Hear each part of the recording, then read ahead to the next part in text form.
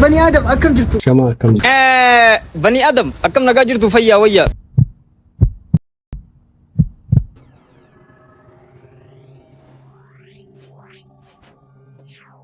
آدم أكم جرتو كبيرم توتا هردوف توتا بني آدم الدنيا رجعت وأنا جايب أزنتنو أرتيستين كيسم بيكمان جالة تمان أرتيستي يرو بايك اللي سر بديجو غرو أما حال أداتي نرجع أداتي بفير إنه سنتي فكات ها نندما والله كأديما كرا والله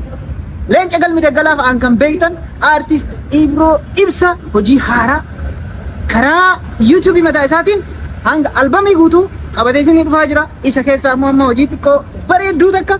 hojii ammayyaa qabate isin dhufaa jira hundi keessanuu subscribe like share godhaa fi warri viidiyoo kan agartan Facebook Instagram TikTok waan hundarratti share godhaa fi jajjabeessaa galatoma bani adam akkam nagaa jirtu fayyaa wayya baganuu jiraatan jecha hordoftoonni kiyya hordoftoonni abbaa dinkure guutuun keessanuu jechuu artist jaalatamaa fi kabajamaa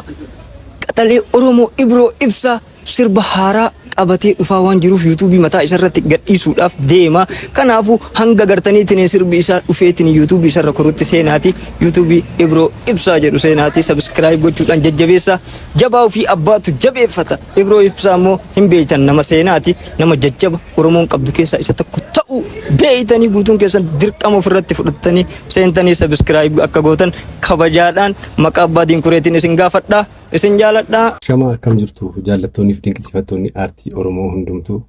wallisaa keenya jaallatamaaf kabajamaa Ibro Ibsaa walleewwan ammaan dura hojjeteen nindeema walloo jedhu walleewwan leenca galmi daggalaa jedhu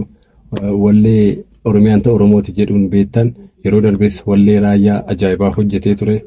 wallisaa jabaan kun amma immoo hojiiwwan jajjaboo qabatee YouTube mataa isaatiin dhufaa waan jiruuf Ibro Ibsaa official kan jedhu subscribe gochaa eeggadhaa ani Baacaa Karoorsaan jedhama galatoomaa ulfaadha